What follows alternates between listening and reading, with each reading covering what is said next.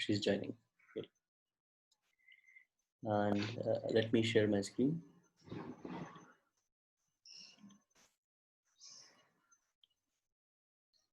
Okay. So we'll work on this problem that I talked about. Did any of you get a chance to check this thing? Yes, I saw you submitted already one model. Did you submit? I did not see anything. No. I saw you submit. Only you submitted. No one else submitted. Okay. Okay. But do we have to submit our models? It's just we have to submit to that Excel only, right? Were you keeping all the Python code? I'm keeping the Python code so that it will be a good place for you guys to start in. Okay. Okay, but it's not necessary that you keep your code also. You can just submit your answers. That should be fine. But if you keep your code, it will be good. People can see what your approach is, comment on it, compare it, and so on. Anyway, this is a simple data set. And Yeah, I have few doubts. yeah. Everything they pre-processing and giving. There is nothing to convert. That There, male, female, they already convert to 0 and 1 and give. yeah, it's good, right? Yep. It's good because then your task on simple things becomes simpler. You can focus on more complex things. Yep. Okay, so But let we me. only know the simple things. So if they need to do that, it will be hard. Yeah, it's okay. So I've shared that link to the data set on the group.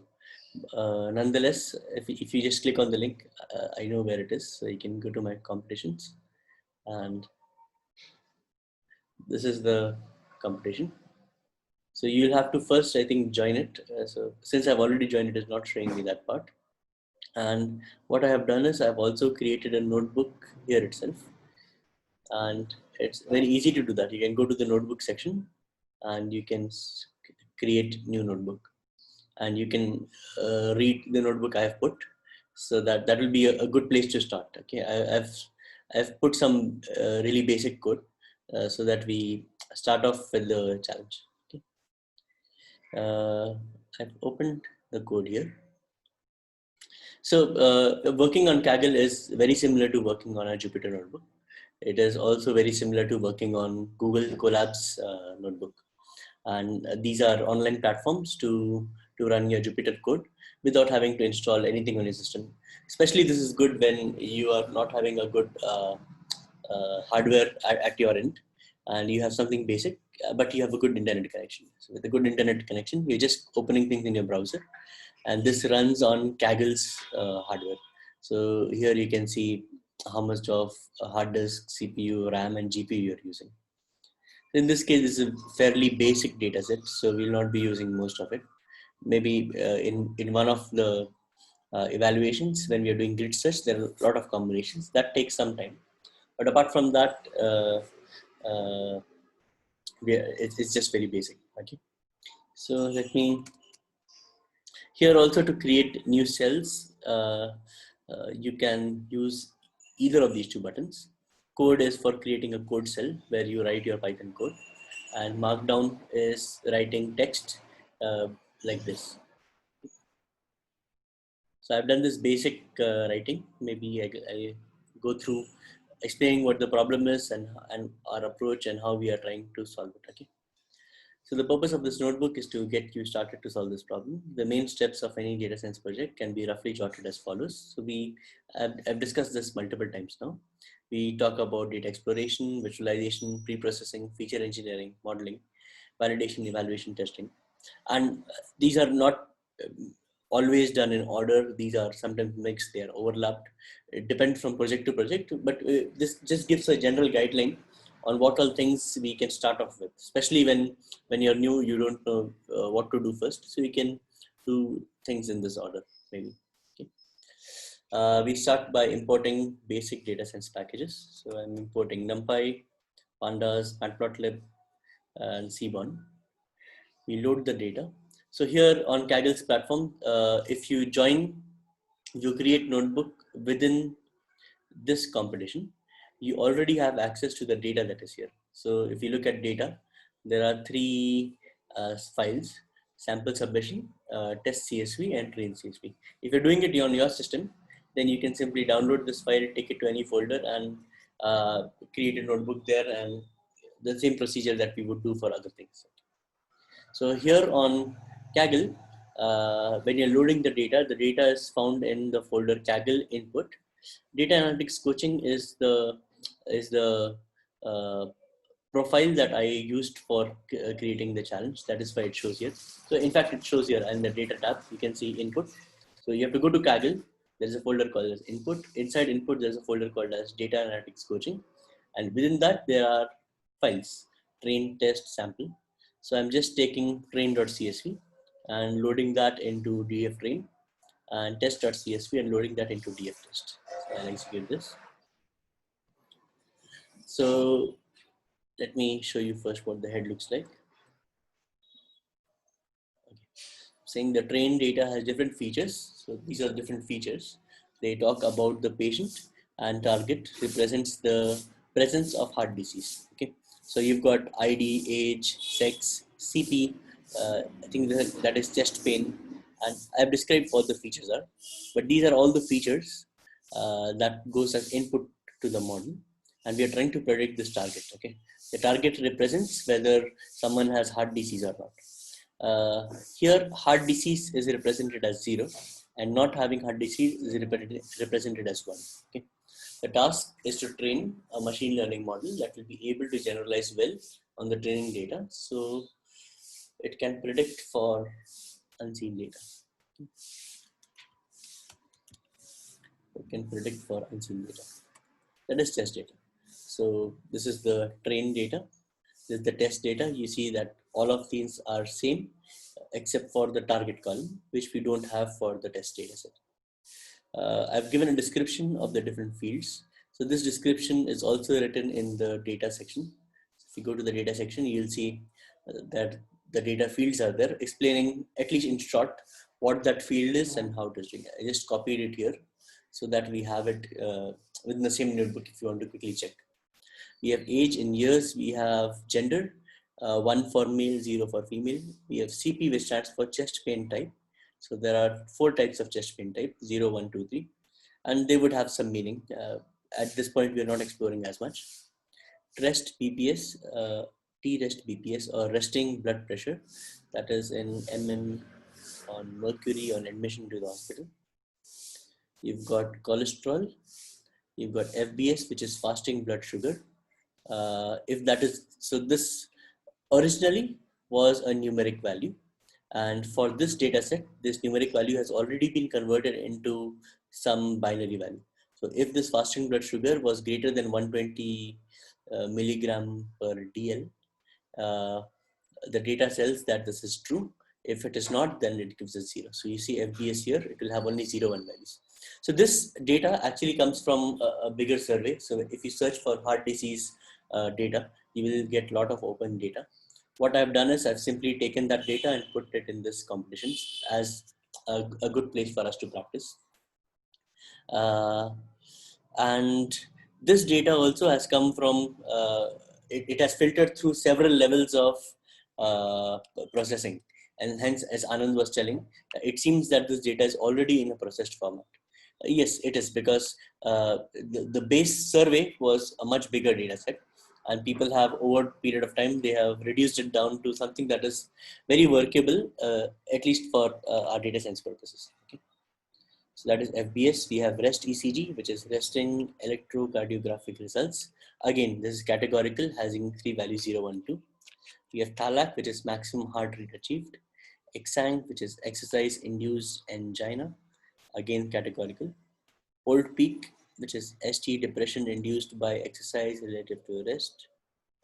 Slope, categorical. CA, categorical. TAL, 0 for normal, 1 for fixed defect, 2 for reversible defect, again categorical. And condition, that is the target that we are going for, which is 0 and 1, categorical. So even at this point, can you tell me if this is a classification problem or regression problem? Classification problem. Yes. And why do you say that? Condition 0 or 1. Yes. So the target variable has categories, or it has classes which we want to predict. This becomes a classical classification problem. Okay. So let's go ahead.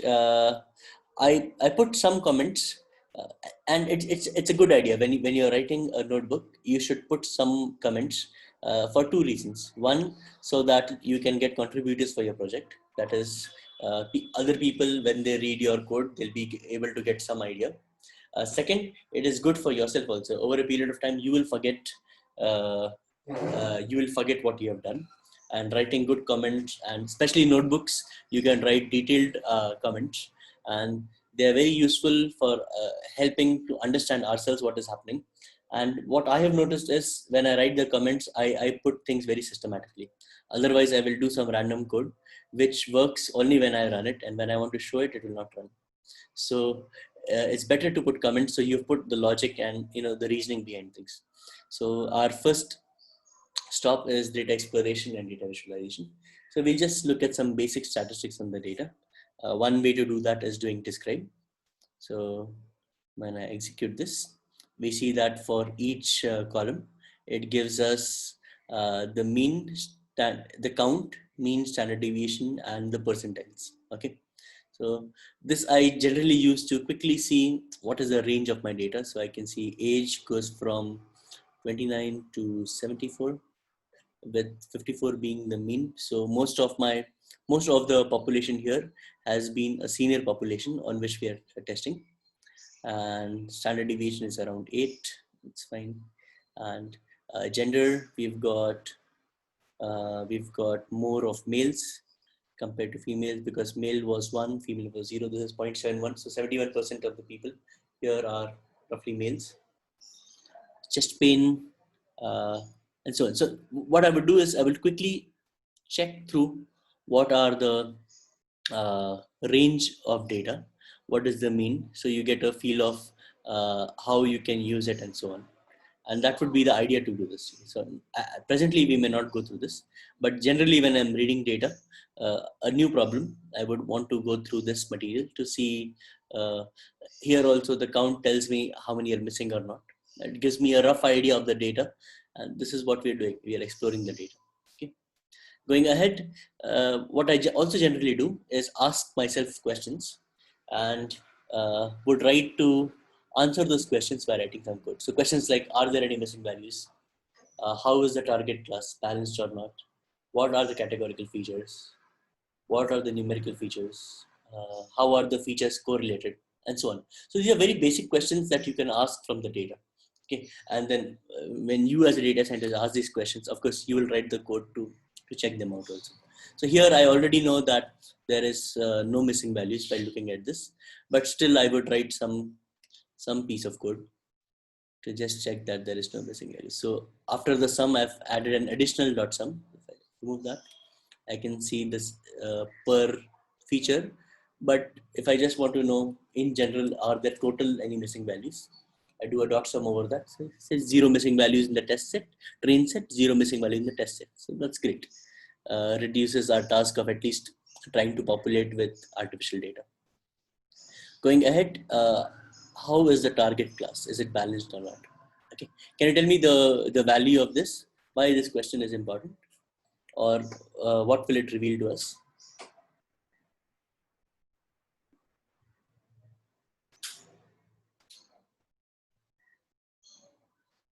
Also, maybe, what do you mean by a balanced class and an unbalanced class, imbalanced class?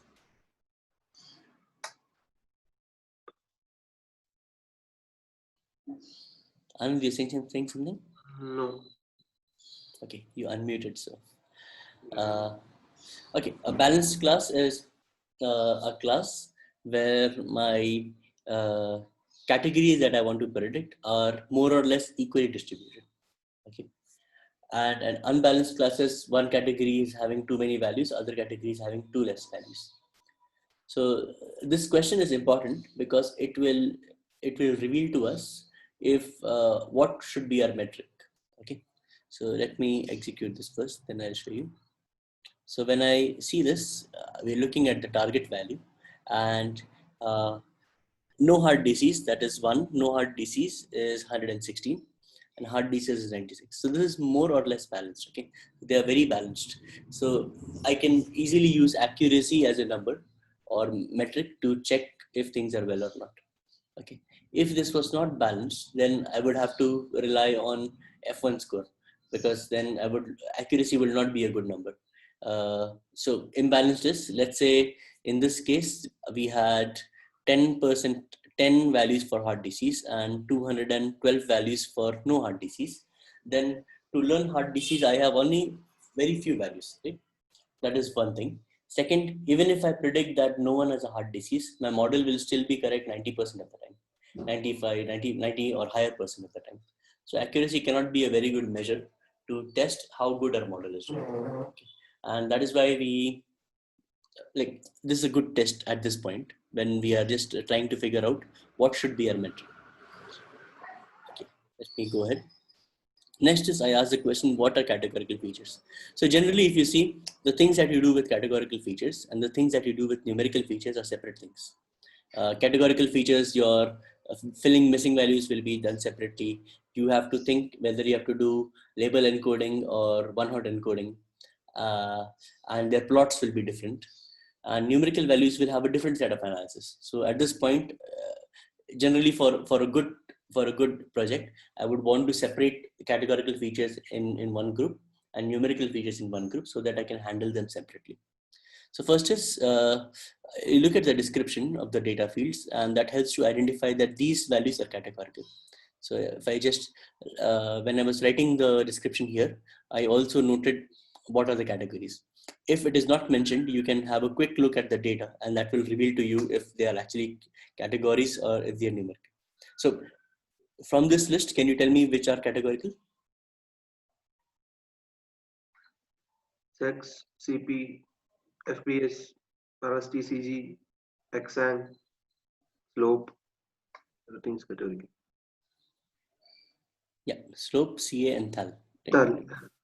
Yeah, even CA will be categorical because it takes values 0 to 3, and everything else, you remove ID, you remove target, everything else will go to numerical values. Okay, so even if this data was not mentioned as neatly here, you could easily look at describe and you can get some values. Okay, so here one good advantage is even for categorical data, we have it in the form of numbers. Okay, otherwise you would have chest pain type 0, 1, 2, 3. So type 1, type 2, type 3, or it may have some names associated with it, and then you could do some encoding and give some values there. So here is the first task that I do. I put all the categorical features into a list. So I'm writing a list called as cat feeds or cat features, and all the list things that we talked about earlier, I put them as strings, list of strings within this. So next, the interesting thing would be to see that for each of these categories, how is the target variable distributed? Okay, how is the target variable distributed for each of these categories? And an interesting plot for that is a count plot. So we saw SNS, and a count plot is very good for categorical features. What I'm doing is I see that there are 8 values here to explore. So I create a subplot for 2 rows and 4 columns, and this should be figure size. And for each of these value here, I'm trying to do a count plot. Okay, so let me execute this, and this gives me this piece of information where it takes each of the values here, so sex, CP, FBS, REST, ECG, and for each of them it gives us a count plot. So what a count plot is it will see for that feature how many different categories are there. So sex has 2 values, 0 and 1, and it plots 0 and 1 on the x-axis. On the y-axis you have frequency on the target variable. So here 1 represents no heart disease and 0 represents heart disease. So here 0 stands for female and 1 stands for male. Okay, can you quickly look at this data and give me what are the initial observations that you have?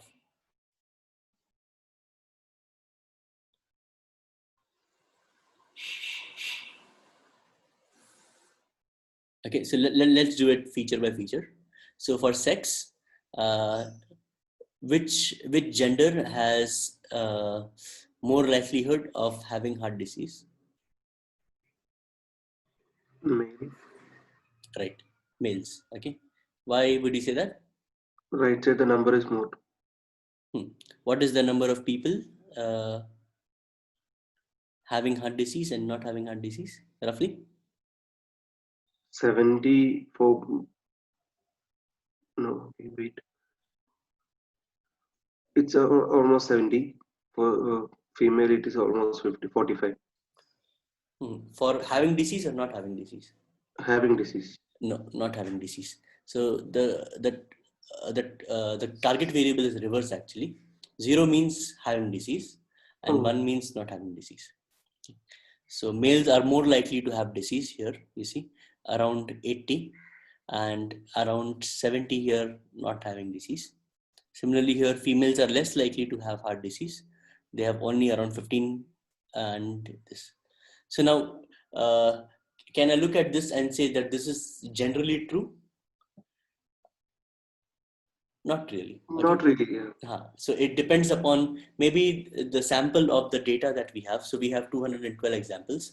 Maybe this sample was biased. So if I have to make a general prediction on males are more prone to heart disease or females are more prone to heart disease, I have to look at a much bigger sample, or I have to look at this sample and extrapolate what will be for the whole population. So all of these things we generally do in statistics and hypothesis. We'll make a hypothesis and we'll see how likely is this hypothesis to be correct. So in statistics, if you have heard initial value theorem, final value theorem, and things like that, they help us to do this. So I did that long back, but that is a good place to, this is a good point, like an entry to move into statistics, that part of statistics. So our aim as a data scientist, maybe I can put this up, that over a period of time, you would also want to master some concepts of statistics, because if you remember our initial few lectures, I talked about that data science is actually a combination of 3 different parts. We talk about computer science, we talk about mathematics, statistics, and then the domain.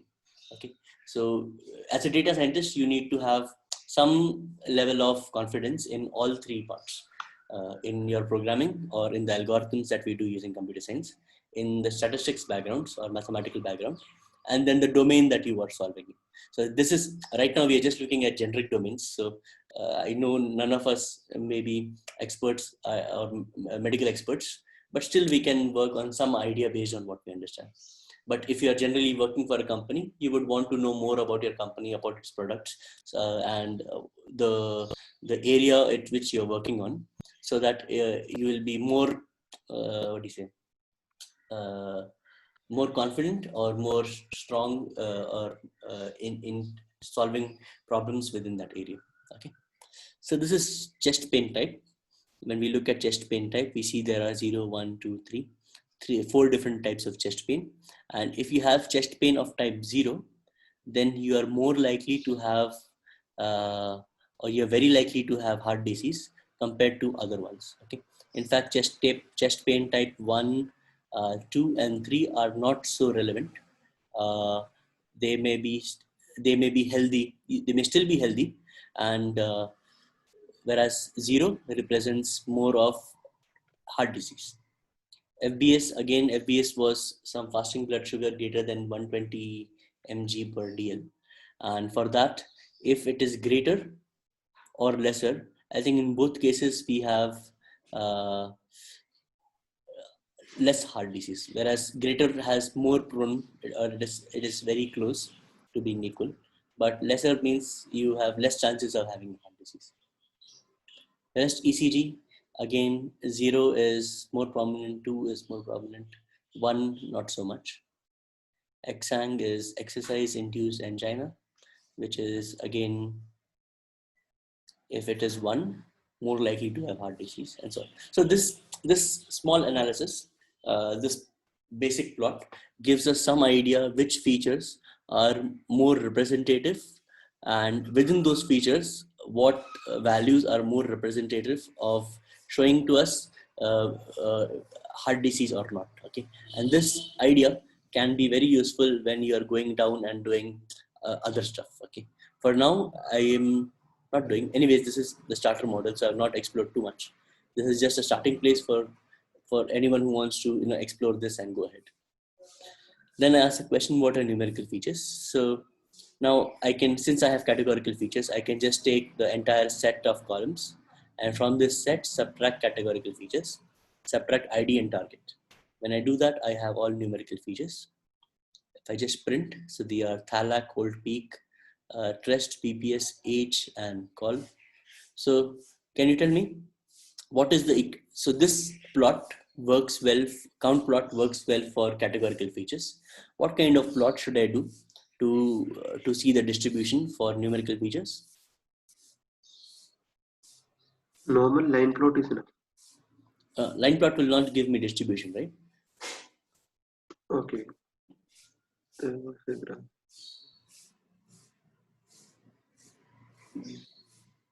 Forgot. Okay, it's okay. We'll do a histogram, right? A histogram gives us frequency and distribution of how the data is distributed. But since we know SNS, we can do even better. We can do a dist plot. It's a distribution plot, and it's just a histogram overlaid with the KDE plot. So you can see the binary. You can see the bins, and as well you can see the what do you say? You can see the smooth version together. So of this, can you say which one is skewed? Which one is most skewed out of these four? Skewed in the sense? Skewed in the sense we don't have a normal distribution. So a normal distribution would mean you'll have one peak in the center, that will be the mean value, and on both sides you will have equal distribution, like a variance, tapering variance. Old peak is too bad. Yes, old peak is highly skewed because we have a huge population at huge frequency at 0, and the others are tapering downwards. Okay. Whereas others look more or less normal. And either ways, most of our numerical algorithms, most of our ML algorithms work very well with normal data or with a standard, what do you say, with normal distributions. When you don't have normal distributions, our model will also be skewed accordingly. So we'll have to do something to remove the skewness, and that thing is we'll do feature scaling, and we'll see how that is done later on. Okay. So this again distribution plot, it gives you an idea of, so you see Thalac goes from so 50 we have nothing, but somewhere from 75 to 200 we have distribution of Thalac. Most of the value resides around 150. Then we have old peak, most of the value resides at 0. Trust PPS goes from around 100 to 200. Most of the data belongs to 150. In fact, we could do one more interesting thing. We could see, but that is not a numerical plot. I would be interested to see how is this dist plot distributed over, how is the distribution for target 0 and how is the distribution for target 1. If we have to try that, let me see. Let's take one example, and we'll say, let's say we'll do it for Thalac. This is the normal plot for Thalac, and what I want is let me do help on sns.dist plot, and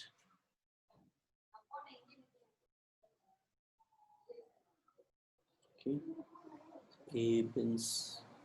A is the series that it plots on, so we have to directly provide the series. So let me provide this series, or let me do some sample, say df train, and I want all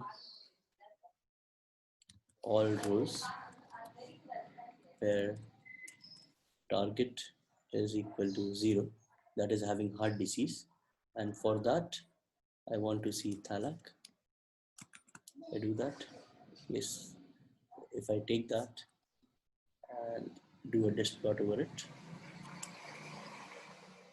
I can see distribution of everyone who's not having heart disease, who's having heart disease, and this is everyone who is not having heart disease. I can see this distribution, and I can see people with higher thalamic scores are more likely to have heart disease. So since I can do this, I can also incorporate this within this plot. So I just have to take the first part, put it up here,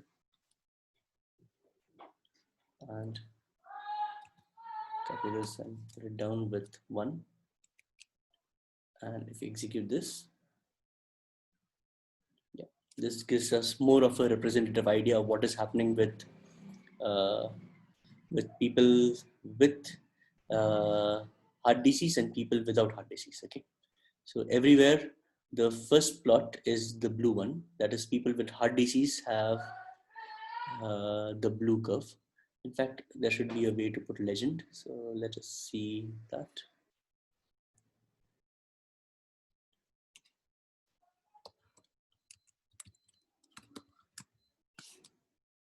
I think we have to put label.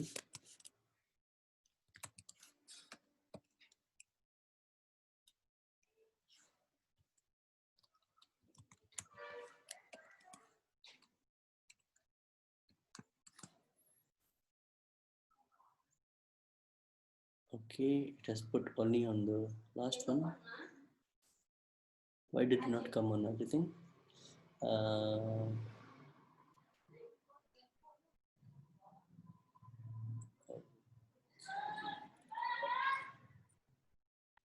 Maybe because it's a subplots. Yes.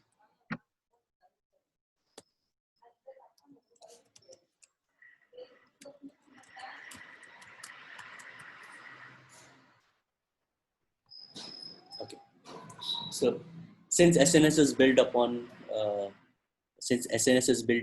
what do you say, matplotlib, I know in matplotlib for an axis how to put the legend, so I can put it for each of the axis. And now we have these values 0 and 1 representing this. And there can be other things we want to do. Let me cancel this code now. This is not important. We use this as a rough space. But this gives us a better idea of how the distribution varies for each case along with our data. Okay. Again, I leave this for further exploration to you guys. Let us go ahead. We are further interested in how are the features correlated.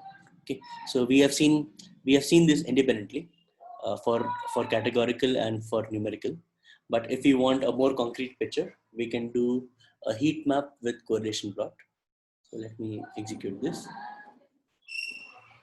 And what I'm trying to do is, we have already seen how to get correlation for a data frame using dftrain.core, and using a heat map just puts it on a map like this.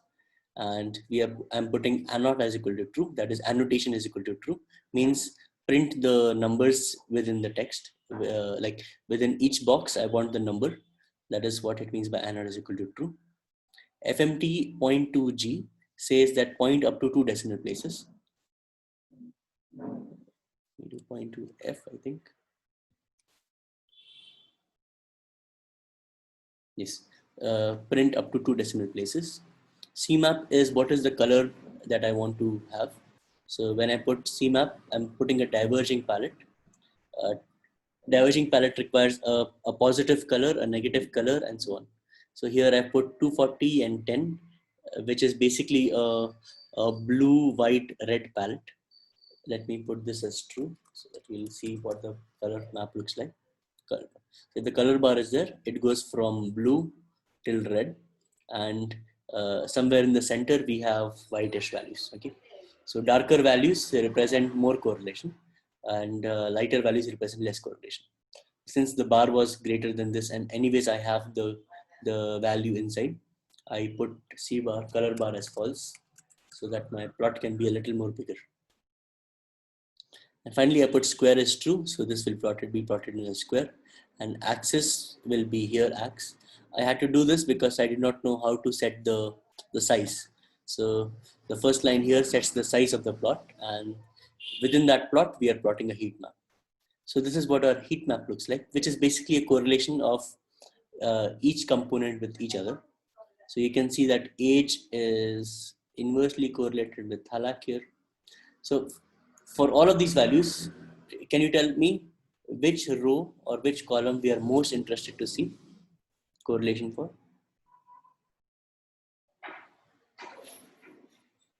Old peak. What did you say? Old peak. Old peak. Okay. Anything? Any other answers? Which row or which column we are most interested, because that will be beneficial for us to make the model. What did you say? Target. Target. Excellent. Right. We ultimately we are doing all of this to see how our features are correlated with our target. Okay. So this is the most important row here. Okay. So can you tell me which feature is most important for deciding heart disease?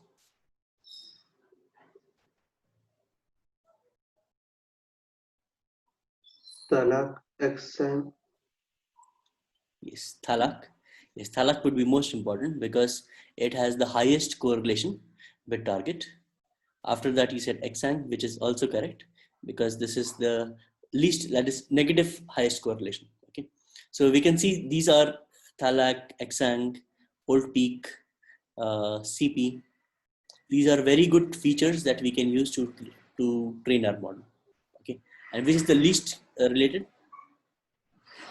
I think the least related is FBS. Right? ID. Minus. Okay. Yeah. ID is just so we can actually before coming here we could remove ID and then take this because ID is meaningless. But apart from that, I think FBS is interestingly FBS, fasting blood sugar, is even less relevant than ID. Which is very strange. Means this feature is not at all useful for us. Even if you remove this feature out of a model, the model will perform very well. Okay. So sometimes what happens is some features which are not at all useful, you may want to remove it because you would think, generally you would think more data means my model will be better. But sometimes more data can include garbage data, and that garbage data may not be useful for our model. So probably in further analysis, it would be interesting to remove this and see if the performance improves or not. But this gives us a general idea of which are good features, which are bad features for our model. Okay, let's go ahead.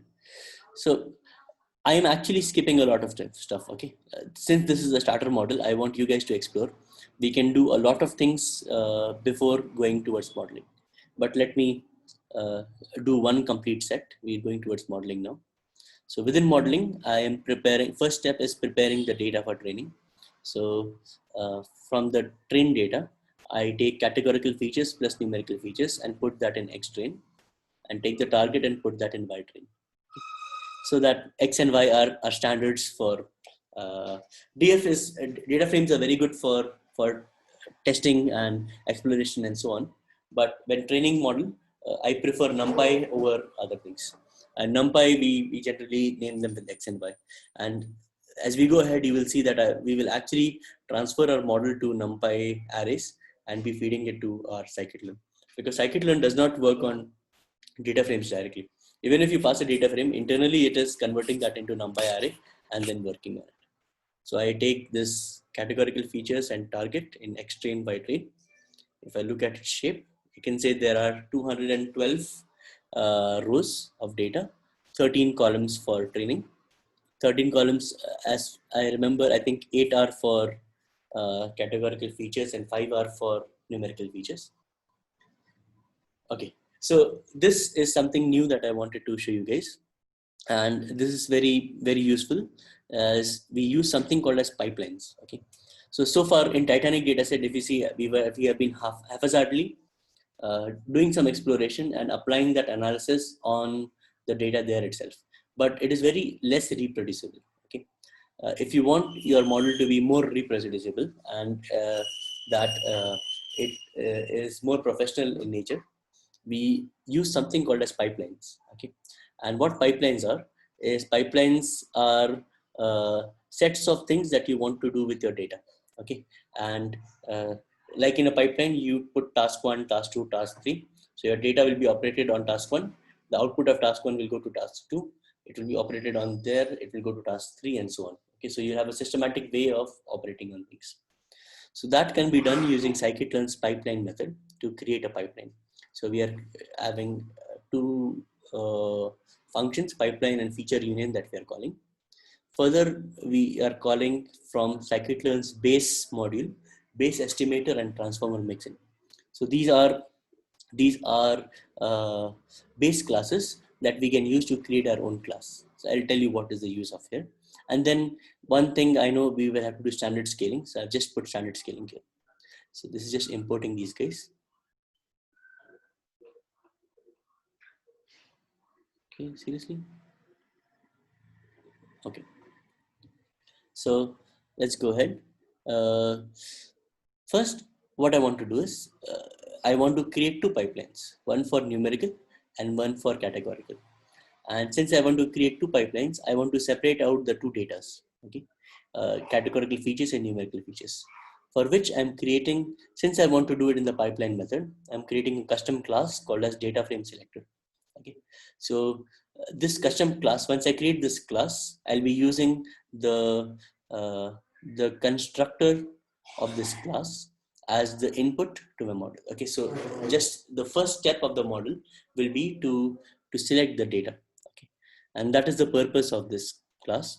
This class will be inheriting both of these classes here, base estimator and transformer mixing. So what scikit-learn tells is any class that you make that you want to put in the pipeline should be like one of the transformer or one of the algorithm classes that scikit-learn provides. Okay, so scikit-learn provides these classes with fit and transform method minimum. Okay. Then we call this something called as transformer mixing. So actually you need three functions within your class: fit, transform, and fit transform. Okay, so it looks like this: fit, transform, and fit transform. Okay, so fit does a basic task, transform does a basic task, fit transform does both these tasks in connection. Okay, so when you call transformer mixin as the base class, then you don't need to write this third function. It will once you have fit and transform, it will automatically create it for you. Okay, so here I have three functions. The first is init. Init starts with, since this will be the constructor, it starts with 2 underscores init and then 2 underscores. If you remember, we had done similar thing when we had created a class for knn when we implemented nearest neighbors, k nearest neighbors. So here the task of this class is to just select the relevant columns. Okay, so I'm taking the relevant columns as input, that is attribute names, and storing that into an internal variable called as attribute names. So self attribute names is equal to the attribute names that we put here as in the model. So that is the initialization. In the fit, we are doing nothing. It takes just inputs X and Y. So we just have to keep this order because that is what your pipeline expects. But our fit is doing nothing. It is just returning self. Whereas our transform method is what is doing the task. So you see here, X is the data frame that we want to apply on. And from that data frame, we want to extract certain things. What do you want to extract? You want to extract everything that is given in attribute names, the attributes that are given here. So we say X, from that you select self.attribute names. So you'll have a subsection of that data frame. And since scikit-learn requires just values, numpys, I can do dot values, and that will give me the values of those data. So it's a very simple class to select data. So I just execute this. So this blueprint is made. Let me execute this again. Okay, so this blueprint is made. Now I'm creating two pipelines. One pipeline for numerical values and one pipeline for categorical values. Okay, so in the numerical values, I want to select first numerical values, and then I want to do something called a standard scaling. The standard scaling will, let me go here. Standard scaling will do what?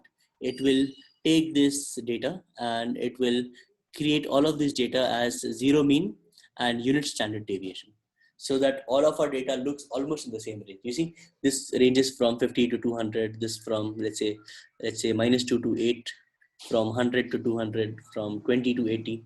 They all have different ranges, and if they have different ranges, our algorithms may get confused, or it may give more prominence to features that are having higher values. So if I don't want that, I don't want cholesterol to overpower everything, because I know thalak is more important, right? So nonetheless, we will put all of them in the same scale. For doing that, we will use standard scaling. So scikit-learn has a very good feature called as standard scaler. And for numerical pipeline, first step is I'm adding a pipeline for selecting the numerical features, then adding a task here to scale the values. Okay. So if we look at pipeline is a method that we call from scikit-learn. And can you tell me what is the argument that we are passing to pipeline? What is the type of argument we are passing to pipeline? List. Yes, excellent. So you see, this is the open parentheses of the function. This is the closed parenthesis. So this is anything between this is the argument that we are passing. And as Anand rightly said, this open square bracket and closed square bracket tells me that we are passing a list. Okay, what are the elements of this list, or what is the data type of the elements of the list? Tuple. Right. So this list has two elements. Both are tuples. We have the first value and second value. And if you look at the tuple is also having two elements inside. The first element is the name, or so this can be anything. And this name is basically something that will help you to understand what we are writing. And that's the first part. The second part is the function that you want to operate on. Okay. So this function has to be, you cannot create a normal function and put it up here. This function has to be something that is part of a class which has a fit transform and fit transform method. Otherwise your pipeline will not work.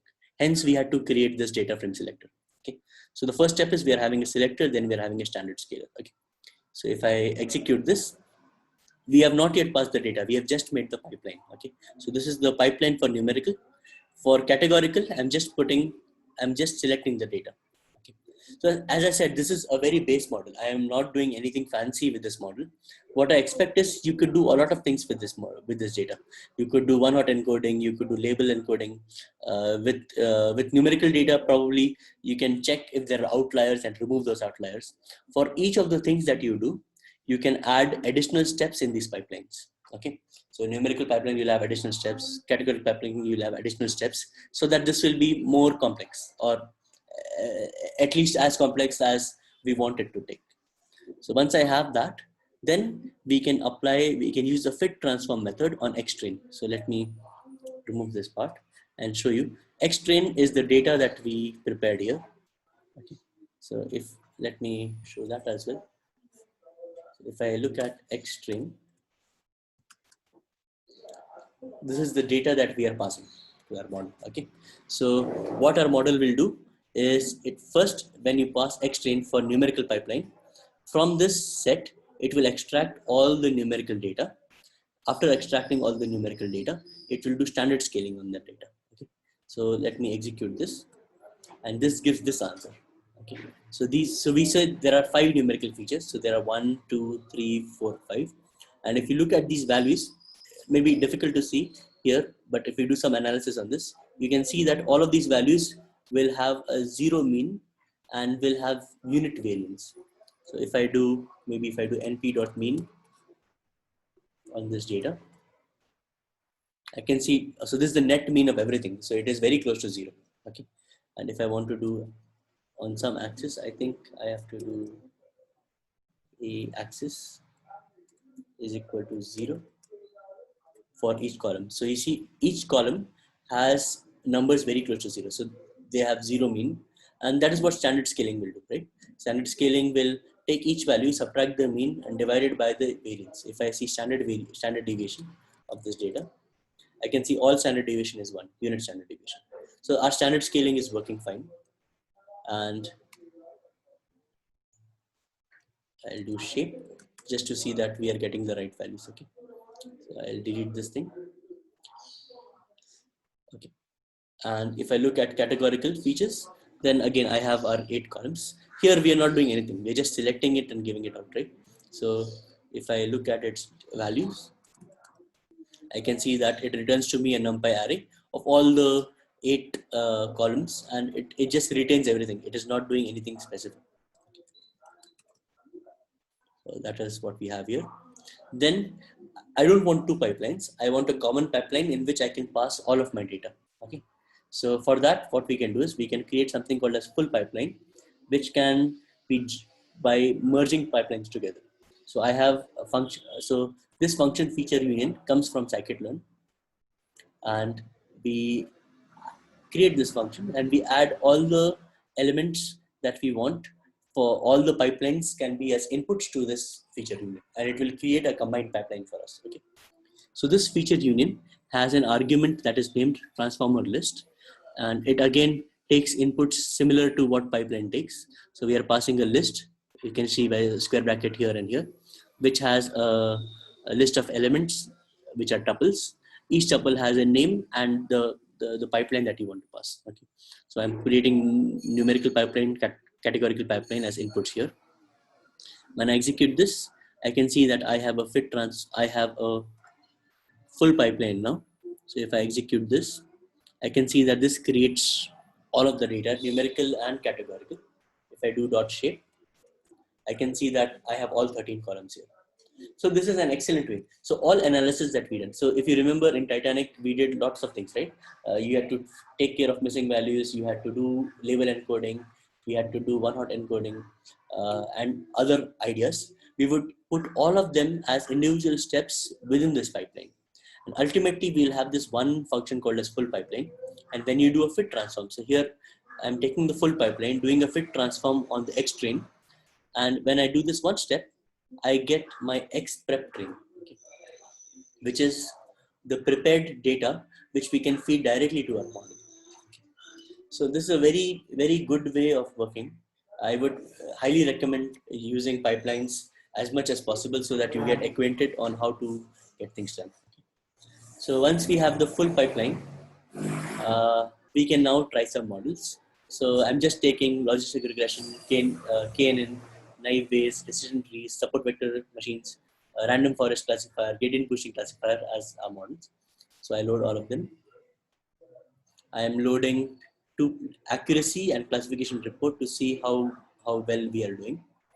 In the first case, I'm just taking a model of logistic regression and training it with our X prep train and Y train. Once I have trained the model, I'm predicting for X prep train. This will give me my Y prediction. And I'm testing how good is our prediction with compared to Y train by classification report. So when I execute this, okay. So when I execute this, it gives me this answer, which says what is my accuracy? It is 87%. Okay. So that seems great. 87% on the first one. So excellent, right? That our data is already processed. We already have good answers. But my point is this 87 optimistic or not? Is it too high or is it right or not? Okay. So can you tell me this accuracy that we are seeing? Is this training accuracy or validation accuracy? And what is the difference? One small doubt before that. F1 score and F beta score both are same. No. F1 score has equal F1 score gives equal preference to precision and recall, and F beta score, by choosing a value of beta, you can give more preference to precision or more preference to recall depending upon what we want. Okay, if we give beta 0.5, we will get F1 score. If you put beta as I think Okay. if you put beta as 1, you will get F1 score. And, okay. Yeah. And lesser beta, I'm not sure. I don't remember the formula exactly, but lesser beta will give more prominence. So less than 1 will give more prominence to precision, I think, and more than 1 will give more prominence to recall, something like that. So here accuracy we see 87%. So yeah, is this training accuracy or testing validation accuracy? Validation accuracy. Okay. Why are you saying validation accuracy? Because we did predict. Okay. Switcher, you were saying something? Training accuracy, I would say. Yes, this is training accuracy. Why? Because we have used all of our data. See, all of our data that we had trained, we have used that to fit the model directly, and we are testing it on the same data. Right? So our model has seen everything, and based on what it has seen, it is predicting. So this is training accuracy. So training accuracy is not very trustworthy because you want to see how your model is doing on unseen data. Okay, so here we have 87%. So how do I do that? So one way is I can do a split into three parts and then do it, or I can do cross validation score. So given our data is only 212 rows, we should do cross validation. So for cross validation, I just call cross val score and k-fold. I divide k-fold into 5 splits, and this is where we are calling cross validation score. So this is our classifier. This is the X data, that is the data, the features. This is the target variable. This is the scoring. How do you want to score it? So we want to use accuracy as a score, and we put CV cross validation as k-fold. So when I execute this, I can see that for the 5 folds, these are the different accuracies that I get. So our mean accuracy is 83.4%, and our standard deviation is 0.05% here and there. So, or 5% here and there. Okay. So now we have a mean of 83.4, which is not as good as 87. Okay. So just if you look at training accuracy, you may get confused if that our model is doing very good, but in fact you have to focus more on validation accuracy. So this was I just took one model, logistic regression, and just tested it out. Now I'll directly move to fine tuning. Fine tuning is just taking grid search and trying several options. So I created this one piece of code, and I'll just try this for several models. What this piece of code is doing: first we'll create the param grid, which is which parameters we want to test and what values we want to test with. So for logistic regression, if you look at the help file, we've got something called as C, which controls the regularization, and I'll talk about that when we move to regression. Then max iter. So I give these options.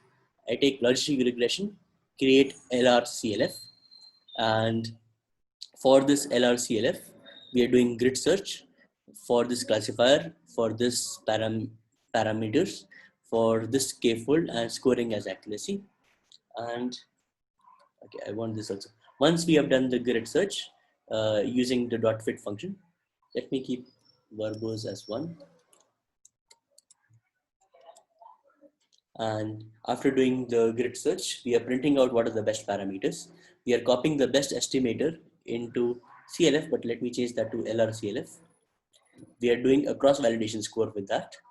After doing a cross validation score, we are also doing a full training with that model, and we are finding out our training accuracy also. Okay. So once I have scores for cross validation accuracy and training accuracy, I'm putting that into a data frame so that I will have a table to test everything. So in that table, I'm putting the algorithm, name of the algorithm, the training accuracy, round up to 2 decimal points, and the testing accuracy, round up to 2 decimal points, validation accuracy. So let me execute this.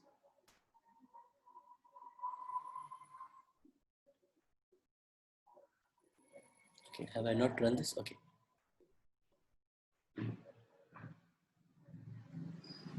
Okay. So let me execute this once again.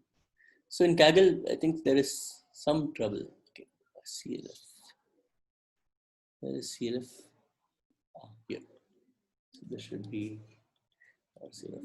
Sometimes even when the code is right, I have to execute it 2-3 times to get the right answer. Okay.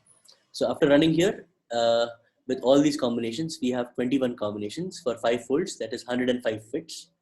And after doing all the fits, it finds that this is the best combination, which is C is equal to 1 and max iter is equal to 50, which gives us a training accuracy of 87% and a validation accuracy of 83%.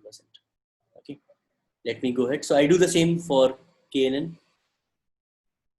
I just have to change this.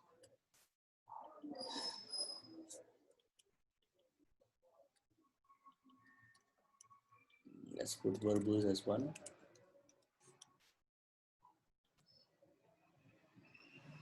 So 200 fits, and this is the best combination, that is algorithm is auto, neighbors is 6. So here I started from 1 to 25 with gaps of 5. So it says 6 neighbors is the best, weights uniform is the best. And for that, it gave us a training accuracy of 85%, validation of 83. Let's go ahead. So naive Bayes does not have any parameters that we can play with. Let me just execute this thing.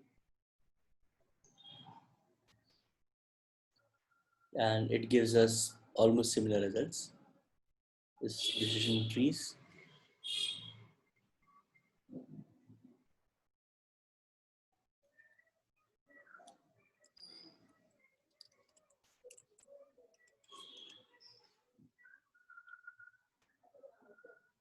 Okay, so here we have many examples. So 704 candidates for all these combinations, which gives 3000 to 3520 fits.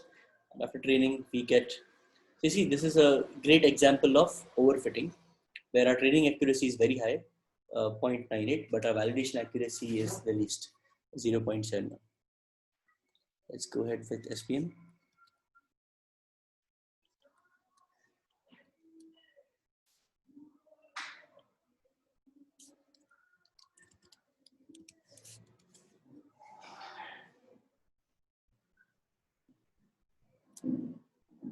Okay, Verbose gives us 84% on validation and 85 on train, and then we have random forest.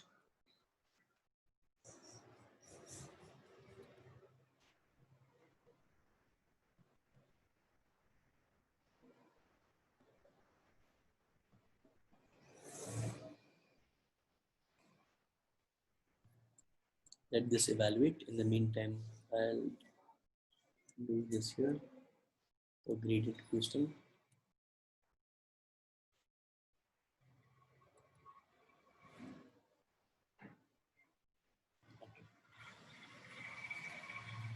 Yeah, I remember this to take some more time than normal.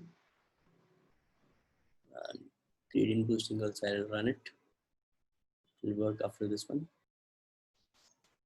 So once we have all of this, we'll look at our table, and looking at our table, we'll look at which one performed best on the validation accuracy, right? Because that is more important to us. So I know the answer comes out to be SVM, because of which it's still running. Because of which, in the deployment stage, I will look at the DF test, create X test and X prep test. That is, take the pipeline and apply it on the test data, so that we have the prepared test pipeline. We predict with SVM classifier on the test data. We get the Y prediction. For Kaggle, we have to put the data in a CSV file, like here, submission CSV. So when you look at this data, you can see that there are two columns, ID and target. This is what the data should look like. So I create a new CSV from this, create a new data frame, and then push that to CSV. ID will come from DF test ID. Target is what we have predicted here. So this will be a prediction. This, when I execute this, this gets saved into submission.csv. Let's see if this is still running. Okay, so it has finished random forest. This is the best estimator parameters, and our random forest training accuracy comes to 92%, whereas our validation accuracy is just 80. This is gradient descent, gradient boosting. It will take some time. So once I have the submission, if I go here and notebooks, I click on output.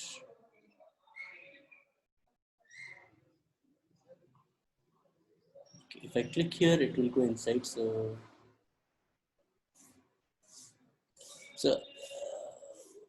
I think this is running, that is why.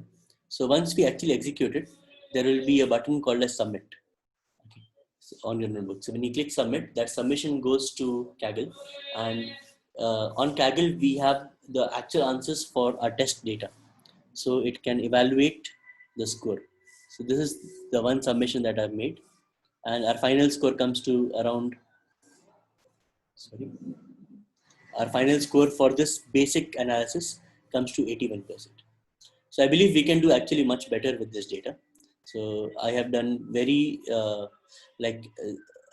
I've done more into exploration and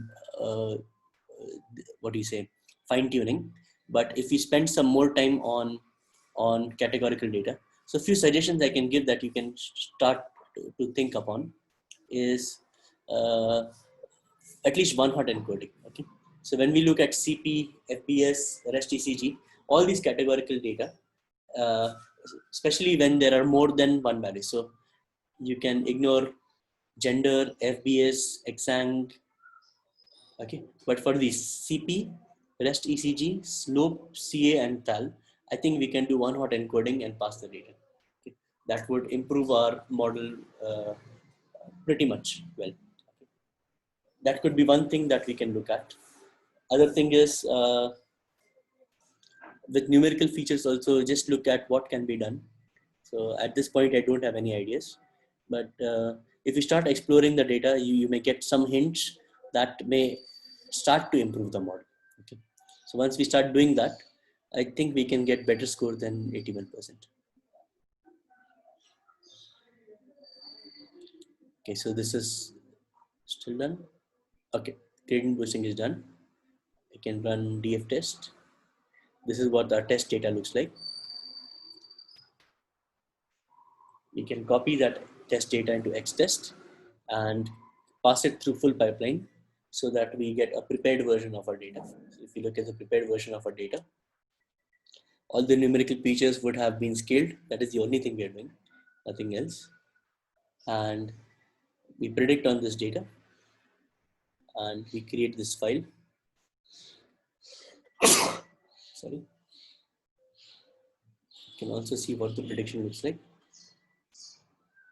So this is a prediction. Wherever we are putting 1, that is people are healthy. 0, people have heart disease. That is what we are predicting. This prediction is now available in output submission.csv. And then you can submit this model using that. We come here, notebooks.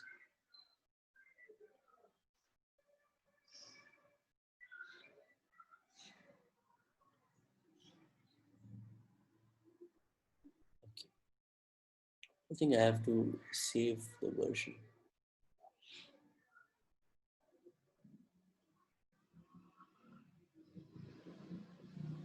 Okay, so this takes time. So Kaggle, you can create different versions of the same model. So here we edited some things, right? At least we added this plot, divided that plot further. So now I have, when I create this, it will create a new version of the model. This will take pretty much time. I think we can stop class. I'll allow this to execute. And then if you go to the link in notebooks, you can see this notebook available here. Okay.